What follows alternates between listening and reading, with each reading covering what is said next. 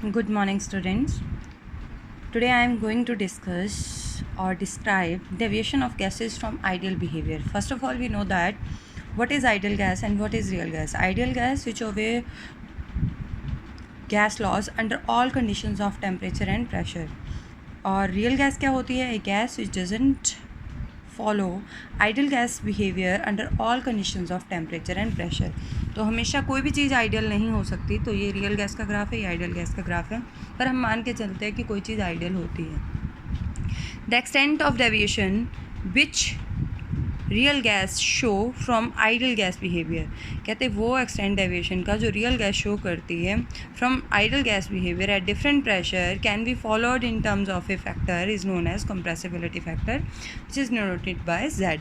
Z क्या हुआ है? Compressibility factor. किसके इक्वल होता है? P V upon N R T के. तो अगर आइडियल गैस के लिए जो z है इक्वल टू 1 रहता है और रियल गैस के लिए z कभी भी इक्वल टू 1 नहीं रहता. अभी ये ध्यान से सुनो, अगर z इक्वल टू 1 है तो जो गैस है वो आइडियल बिहेव करेगी. ये जो 0 पे पॉइंट है ये आइडियल है. स्ट्रेट जो ग्राफ है वो आइडियल गैस के लिए है. अगर क्या है z है वो लेस देन 1 है तो गैस है जो वो इजीली क्या हो जाएगी? कंप्रेस हो जाएगी. अगर z क्या है? ग्रेटर देन 1 है तो जो गैस है वो इजीली कंप्रेस नहीं होगी. हाइड्रोजन और हीलियम को कंप्रेस करना बहुत ज़्यादा डिफ़िकल्ट होता है और मीथेन, नाइट्रोजन और कार्बन डाइऑक्साइड को जितना ज़्यादा नीचे ग्राफ जाएगा उतनी ही उसकी कंप्रेसिबिलिटी, उसको कंप्रेस करना, गैस से लिक्विड में कन्वर्ट करना ईजी होता है. ठीक है, ये था कंप्रेसिबिलिटी फैक्टर. तो इसका कितना बड़ा यूज़ है वो मैंने आपको बता दिया. नेक्स्ट है what is boils temperature. The temperature at which real gas behaves like a ideal gas over appreciable range of pressure is called boils temperature. वो टेम्परेचर जहाँ पे जो रियल गैस है वो आइडियल गैस की तरह बिहेवियर करती है, एप्रिशिएबल रेंज ऑफ प्रेशर, उसको बोलते हैं बॉयल्स टेम्परेचर. कॉज क्या है? कहते हैं डेविएशन का. डेविएशन ये क्यों होती है कि कुछ गैसेज इजीली लिक्विफाई होती हैं, कुछ नहीं होती हैं, कुछ आइडियल बिहेव करती हैं. ऐसा क्यों? The different gas laws have been derived from a kinetic equation which in terms is based on the postulates of kinetic theory. Since a gas doesn't obey various gas laws under all various conditions of temperature and pressure. तो कहते हैं ये जो different gas law है वो derive किए गए हैं kinetic theory से, इसीलिए उसी के postulate पे based है. इसीलिए ये सारे के सारे जो law हैं doesn't obey various gas law. तो कोई भी गैस ऐसी नहीं है जो सारे के सारे गैस law को हर कंडीशन पे और हर टेम्परेचर और प्रेशर की कंडीशन पे ओबे करे. ऐसा क्यों है? सबसे पहला पॉइंट है the volume occupied by a molecule. A volume occupied by a molecule is negligible as compared to the total volume of the gas. Obvious है जो गैस के मॉलिक्यूल हैं उनका वॉल्यूम बहुत ज़्यादा निग्लिजिबल होता है. एक्चुअल में वॉल्यूम किसका है? पूरी गैस का है. गैस के बीच में एम्प्टी स्पेसेस भी होते हैं, उसको इंक्लूड करके हम वॉल्यूम लेते हैं गैस का. नेक्स्ट क्या रहा है? The forces of attraction and repulsion among the gas molecule are negligible. जो कहते हैं गैस मॉलिक्यूल के बीच में अट्रैक्शन और रिपल्शन है वो ऑलमोस्ट निग्लिजिबल है. ये दो पॉस्टुलेट है, आप इनको एक्सप्लेन करते हैं.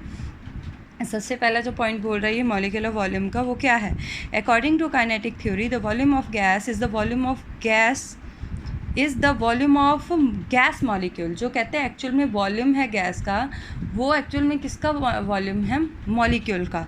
And also the empty space among them, और उसके बीच में जो एम्प्टी स्पेस है. जो कहते हैं हम मॉलिक्यूलर वॉल्यूम लेते हैं उसमें जो मॉलिक्यूल का वॉल्यूम है according to kinetic gas theory the volume of gas is the volume of gas molecule and the empty space. Actual में जो कहते हैं गैस का वॉल्यूम है वो किस का मिक्स करके वॉल्यूम है? मॉलिक्यूल का वॉल्यूम और एम्प्टी स्पेस का जो वॉल्यूम है उसको मिला के हम बोलते हैं गैस का वॉल्यूम.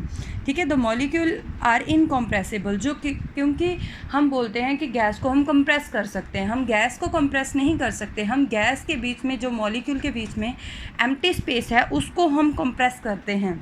मॉलिक्यूल को कंप्रेस नहीं किया जा सकता. मॉलिक्यूल के बीच में जो एम्प्टी स्पेस होता है उसको कम कर देते हैं, इसीलिए गैस की जो स्टेट है वो चेंज हो जाती है. Is that clear? ये बात कहना चाह रहा है यहाँ पे ये मॉलिक्यूलर वॉल्यूम में कि जो गैस का वॉल्यूम हम लेते हैं वो मॉलिक्यूल एज वेल एज उसके बीच में जो एम्प्टी स्पेस होता है उसको कंबाइन करके लेते हैं. कभी भी गैस का वॉल्यूम इंक्रीज़ और डिक्रीज़ नहीं होता है. गैस के पार्टिकल्स मॉलिक्यूल्स के बीच में जो स्पेस होता है वो इंक्रीज़ और डिक्रीज़ होता है. Is that clear? नेक्स्ट है molecular attraction. According to the postulate of the kinetic theory, the forces of attraction or repulsion among the molecule of gas are negligible. This is true when molecule of gas are far apart, this can be happen only at high temperature. जब वो एक दूसरे से दूर होते हैं वो कब होते हैं? जब टेम्परेचर बहुत ज़्यादा होता है. If the temperature of the gas is very low, then the kinetic energy is very low and the gas molecules will quite close. These forces can't be neglected. ठीक है, जब कहते हैं हम मॉलिक्यूल को पास लेके आते हैं तो उनमें फोर्सेस ऑफ अट्रैक्शन होती हैं.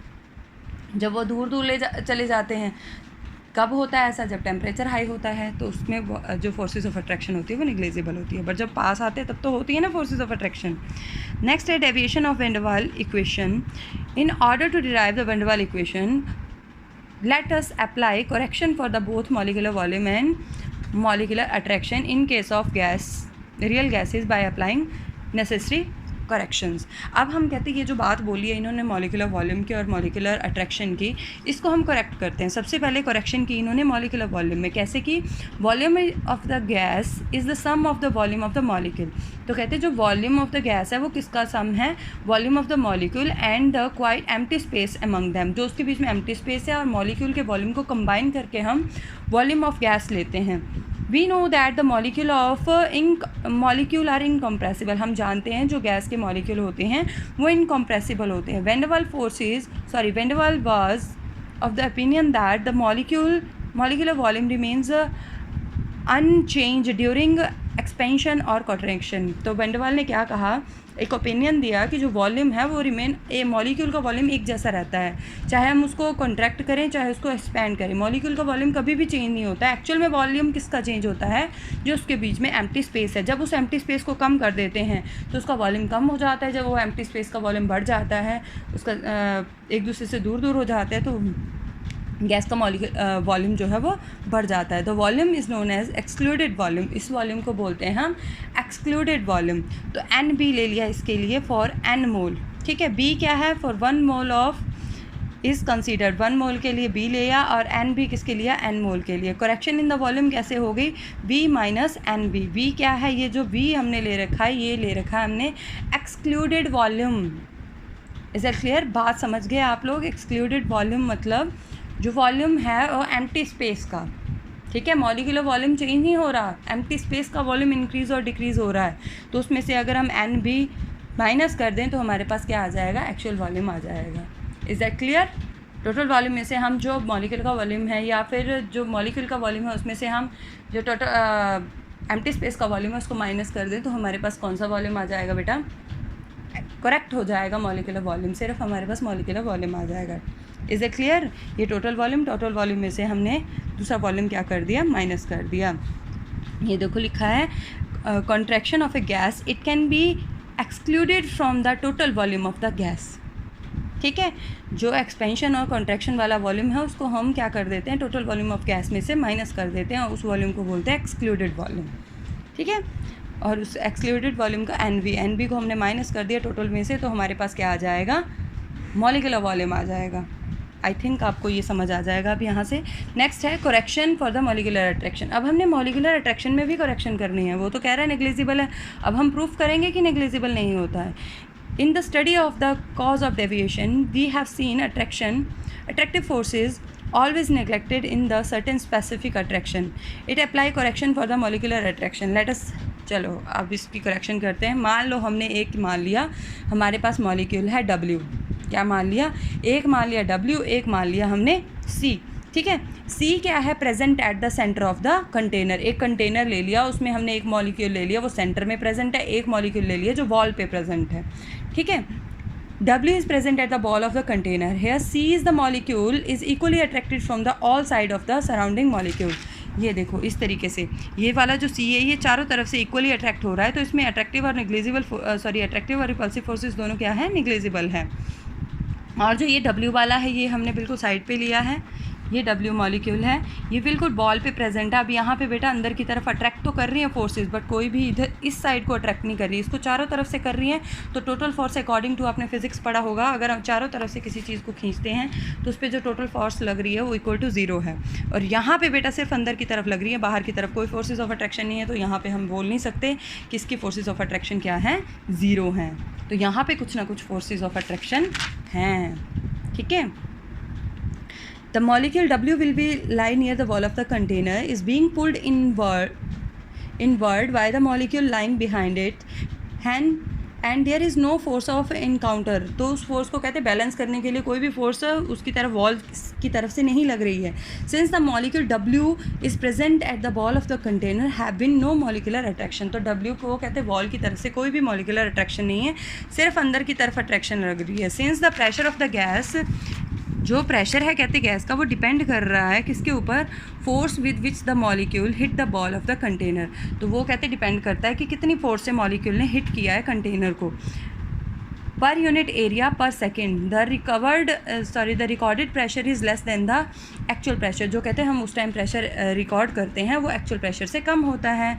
Additional pressure must be added. तो हम एक एडिशनल प्रेशर क्या कर देते हैं, ऐड. तो पी को करेक्ट कैसे किया हमने, पी माइनस पी. ये एक्चुअल प्रेशर है, उसमें से हमने रिकॉर्डेड प्रेशर को ऐड कर दिया. तो additional pressure depends upon small P. तो एडिशनल प्रेशर किस पे डिपेंड कर रहा है, जो हमारा स्मॉल पी है. Number of gas molecule that are pulled the molecule W inward. ठीक है, वो मॉलिक्यूल जो अंदर की तरफ कहते हैं उसको खींच रहे हैं. ये वाला जो मॉलिक्यूल है, इसको जो अंदर की तरफ मॉलिक्यूल खींच रहे हैं, वो किस पे डिपेंड करते हैं बेटा, the depends upon the density of the gas. Obvious है, अंदर की तरफ डेंसिटी ज़्यादा होगी तो ज़्यादा मॉलिक्यूल अंदर की तरफ खींचेंगे, डेंसिटी गैस की कम होगी तो कम मॉलिक्यूल अंदर की तरफ खींचेंगे. तो प्रेशर किस पे डिपेंड कर रहा है, डेंसिटी पे. किसका, साइड वाले का. तो पहले वाले के लिए ये जो W वाला है, इसके लिए भी किस पे डिपेंड कर रहा है प्रेशर, डेंसिटी पे, रो पे. ठीक है, इसको 1 मान लिया. तो number of molecule which are sticking to the wall of the container per unit per second. This also, जो पर यूनिट पर सेकेंड में वॉल पे कंटेनर की वॉल पे प्रेजेंट है, वो भी किस पे डिपेंड कर रहे हैं बेटा, डेंसिटी पे. The number of molecule which are striking. जो कहते हैं मॉलिक्यूल स्ट्राइक कर रहे हैं किसके ऊपर, वॉल के ऊपर. ये तो उस मॉलिक्यूल को खींच रहे हैं ना जो बॉल पे ऑलरेडी स्ट्राइक कर चुका है. अब जो कहते हैं स्ट्राइक करेंगे बॉल के ऊपर, वो भी किस पे डिपेंड कर रहा है, वो भी किस पे डिपेंड कर रहा है, डेंसिटी पे. तो P is also equal to density. तो ये फर्स्ट और सेकंड को हमने क्या कर दिया, कंबाइन. तो P क्या आ जाएगा, रो का. P is directly proportional to rho का square. P is equal to क्या आ जाएगा हमारे पास बेटा, ये देखो, N/V. Number of moles of, ये तो हमें पता ही है, ये वाले 2 इक्वेशन है ना, इन दोनों को हमने कंबाइन कर दिया. तो P क्या आ जाएगा, क्योंकि जो ये डेंसिटी है वो किसके इक्वल होती है, number of moles of gas divided by per unit volume. ये दे रखा है हमारे पास, ये जो है ये रो है. रो किसके इक्वल होती है, ये रो डेंसिटी. ये डेंसिटी किसके इक्वल होती है, N/V. Number of moles of gas divided by per unit volume of gas. तो P जो है, प्रेशर जो है वो किसके डायरेक्टली प्रोपोर्शनल है, N/V. रो की हमने वैल्यू पुट कर दी क्योंकि यहाँ पे रो स्क्वायर आना था. P is directly proportional to rho का स्क्वायर. तो रो किसके इक्वल दे रखा है हमें, N/V. N/V का हमने यहाँ पे क्या कर दिया, स्क्वायर. तो P इज़ इक्वल टू, ए क्या है, प्रोपोर्शनलिटी कांस्टेंट, N/V का स्क्वायर. ए क्या है, वैंडरवाल्स कांस्टेंट. ठीक है, तो ये आ गया N/V का स्क्वायर. अब हम क्या करेंगे, ये जो हमने पहले लिया है P प्लस P, ये जो हमने स्मॉल p निकाला है, इस स्मॉल p की वैल्यू हम यहाँ पे पुट कर देंगे. ये जितनी भी वैल्यू आपने निकाली है बेटा, ये स्मॉल p की है. ये स्मॉल p की वैल्यू हमने यहाँ पे पुट कर दी. कैपिटल P में प्लस स्मॉल p की वैल्यू क्या है, A/N/V का होल स्क्वायर. ये देखो, P प्लस A/N/V का होल स्क्वायर, ये आपके पास आ गया टोटल वॉल्यूम. ये होगी P की करेक्शन. तो ये थी P प्लस, अगर N हम नहीं, N के लिए नहीं ले रहे हैं, 1 मोल के लिए, ये N नंबर ऑफ मोल के लिए, अगर हम 1 मोल के लिए ले रहे हैं तो A/V क्या आ जाएगा, B स्क्वायर. क्योंकि 1 का स्क्वायर करेंगे तो 1 ही आ जाएगा. तो P प्लस A/B स्क्वायर. ठीक है, तो नेक्स्ट है, अगर PV is equal to nRT है तो PV is equal to nRT में पुट कर दो ज़रा. P प्लस B की वैल्यू क्या है, A/N/V का होल स्क्वायर. ठीक है, V minus NB is equal to nRT. ये हमारे पास वॉल्यूम है, ये हमारे पास क्या है, वॉल्यूम है. वॉल्यूम की हमने वैल्यू क्या कर दी, पुट कर दी. P प्लस, ठीक है, A/N/V का whole square, V minus NB is equal to nRT. I hope आपको यहाँ तक समझ आ गया होगा.